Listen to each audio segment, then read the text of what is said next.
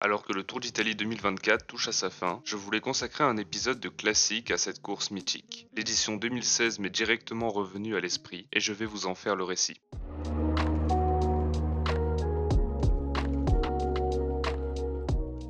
Après un départ à l'étranger, aux Pays-Bas, comme les organisateurs du Giro ont l'habitude de faire, les premières étapes sur le sol italien ne vont pas permettre aux favoris de se départager. La première étape de notre récit sera la 14e. Ce jour-là, après une journée marquée par 6 ascensions, Steven Kruijswijk prend le maillot de leader. Nibali, qui avait attaqué dans la dernière difficulté, se retrouve deuxième au général, dans une position confortable avant d'aborder le contre-la-montre du lendemain. Et à la veille de la seconde journée de repos, cette 99e édition du Giro va prendre une tournure inattendue. Outre la victoire d'Alexander Poliforov au sommet de l'Alpe di Siussi, Steven Kruijswijk va signer une excellente performance, prenant la deuxième place du contre-la-montre. Vincenzo Nibali voit quant à lui ses espoirs s'envoler, victime d'un problème mécanique dans la montée. Relégué à 2 minutes 51 au soir de cette 15e étape, son retard va une nouvelle fois s'accroître lors de l'étape suivante, à Andalo. Valverde remporte l'étape, Nibali sort du podium au général, seulement 4e à 4 minutes 43. Mais comme on le dit souvent, tant que la ligne d'arrivée finale n'est pas franchie, tout est encore possible. Un discours qui va se révéler exact lors de ce dernier week-end. Le parcours en est une composante majeure. Deux dernières étapes de montagne, à cheval sur le territoire français et de nombreuses difficultés. La 19e étape relie Pinarello à Risoul par le col Aniel, point culminant de cette édition. Et c'est justement dans cette ascension que la course va basculer dans la légende. Michele Scarponi, bras droit du requin de Messine, va jouer un rôle remarquable pour son leader et ami. Présent dans l'échappée, il va distancer tous ses compagnons et s'isoler dans les pentes du col Aniel. À 2 km du sommet, dans les passages les plus pentus, Scarponi possède 6 minutes d'avance sur le groupe Maillot Rose, où Vincenzo Nibali peine à s'accrocher. Il passe en tête au sommet de la Cima Coppi de cette édition 2016. Tragiquement décédé en 2017 dans un accident de la route alors qu'il était à l'entraînement, une sculpture en bois en son honneur est aujourd'hui présente au sommet du col Aniel. Derrière, Nibali s'est refait une santé et mène le groupe de leaders à l'aube du dernier kilomètre de ce géant des Alpes. Il retombe même sur Kozatayev, premier étage de la stratégie d'envergure de la formation Astana, présent dans l'échappée matinale et qui épaule Nibali avant de plonger dans la descente. Et justement, c'est sur le versant français du col Aniel que ce Giro va changer de dimension. Après avoir pris le temps d'enfiler un imperméable au sommet, Nibali entreprend une descente à tombeau ouvert. Et dès les premiers lacets, alors que les murs de neige se dressent encore de part et d'autre de la route, le maillot rose, Steven Kruijswijk, va commettre une erreur qui va lui être fatale. Une chute spectaculaire du leader de la course qui fait basculer le cours de cette étape. Ce n'est pas la seule chute dans cette descente d'ailleurs, Zakharine va lui aussi partir à la faute et sera contraint à l'abandon. Kruijswijk est quant à lui reparti, mais devra une nouvelle fois mettre pied à terre quelques kilomètres plus bas afin de changer de vélo. À 38 km de l'arrivée, alors que les coureurs pénètrent dans la vallée du Guil qui va les conduire jusqu'au pied de la dernière ascension du jour, le maillot rose est déjà pointé à 1 minute 30 du groupe Chavez-Nibali. Et une fois la descente terminée, alors que Maxime Montfort la rejoint, Michele Scarponi se relève afin d'attendre Vincenzo Nibali. Il s'arrête même au bord de la route, image rare. Le groupe Nibali-Chavez accroît son avance sur Steven Kruijswijk. Ce dernier est contraint de rouler lui-même et voit son débours s'accroître au fil des kilomètres, dépassant les 2 minutes au pied de la montée de Risoul. Scarponi va abattre un formidable travail sur les 4 premiers kilomètres de l'ascension et lancer la fusée Nibali. Chavez parvient à le suivre un temps, mais à 5 km du sommet, le champion d'Italie part seul vers une victoire de légende. Au cœur de la station de Risoul, les écarts sont abyssaux. Steven Kruijswijk a complètement explosé dans le final, terminant à 5 minutes de Nibali et cédant dans le même temps son maillot de leader. Pour autant, le nouveau leader au soir de cette 19e étape n'est pas Nibali. Esteban Chavez,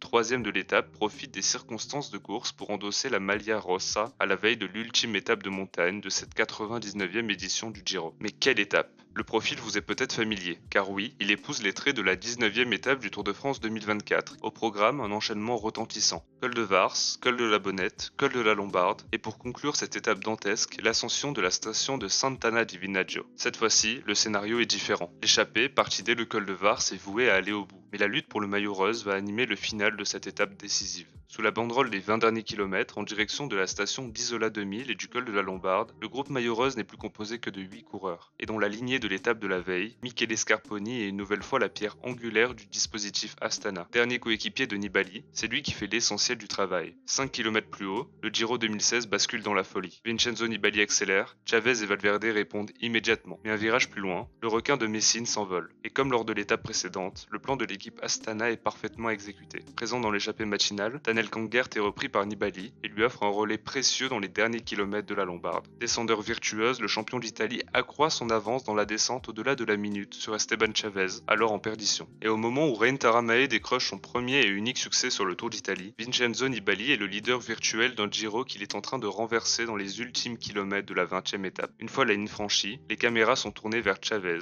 grand perdant de cette dernière étape de montagne. Et comme un symbole, au moment de franchir la ligne la tête baissée, Michele Scarponi quant à lui lève la main au ciel, célébrant un succès dont il est un artisan majeur. Vincenzo Nibali remporte à Turin son 4e grand tour, son 2e succès sur ces terres, mais aussi sa dernière victoire sur un grand tour. Ce n'est pas pour autant son dernier grand succès, lui qui a su s'imposer sur les 2 monuments italiens dans les années qui ont suivi. Mais il a accompli en ce week-end de mai 2016 l'un des plus grands exploits du cyclisme moderne sur une course par étape de 3 semaines. J'espère que cette petite rétrospective vous aura plu. Profitez bien de ce dernier week-end du Giro 2024 et dans les semaines à venir, préparez-vous à découvrir plusieurs reconnaissances des étapes haut alpines du Tour de France 2024. À bientôt!